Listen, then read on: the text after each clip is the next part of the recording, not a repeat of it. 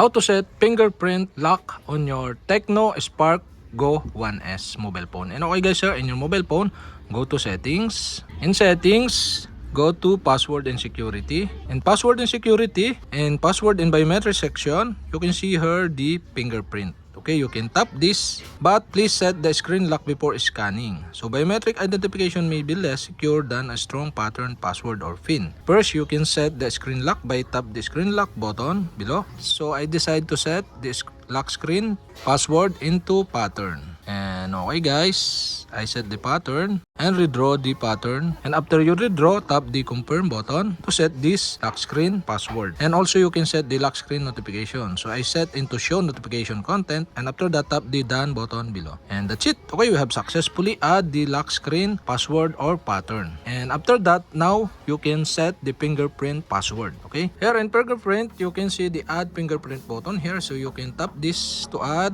And okay, you can see the button on the right side.